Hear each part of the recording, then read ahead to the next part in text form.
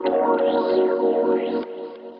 I was actually just in the dorm over there, Davini, with my friends. We were hanging out just like a regular night, and when we heard the gunshots, we thought it was like maybe fireworks, or we thought that maybe someone was moving the furniture upstairs, so we didn't really think of anything of it. But then a couple of my friends from a couple dorms down came out, and they're like, someone's been shot, like, don't leave, or like some of them were like, I have to leave right now, like, I need to get out of here.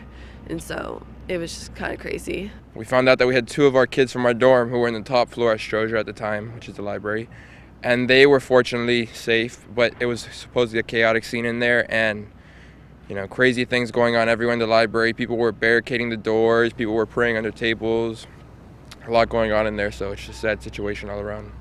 So we're all very shocked. Most of us got the FSU alerts last night. Some of us immediately reached out to some people we knew here and some students. It was very frightening for a lot of them last night. We've gotten some phone calls this morning about people canceling their appointments, and some people have been too scared to come onto campus, so we've been just trying to help everybody cope and be together as much as we can. So we pray for this great campus, for this great city. We pray for the victims that are recovering right now. Well, I woke up to lots of texts and phone calls from family and friends all over the country asking me if I was okay, if I had been studying last night.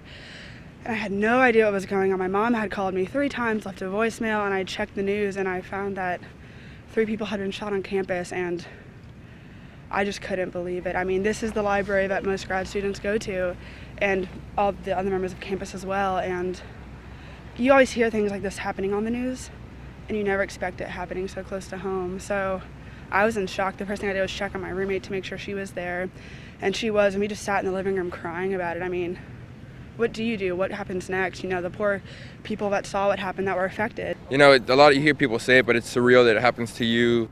You hear, you think of horrible tragedies that have happened at previous other schools, and the fact that it's happening here at Florida State with such a welcoming community where everyone's so happy, everyone's so friendly, just, out of the blue like that, so random, just makes you think that it can happen anywhere at any time.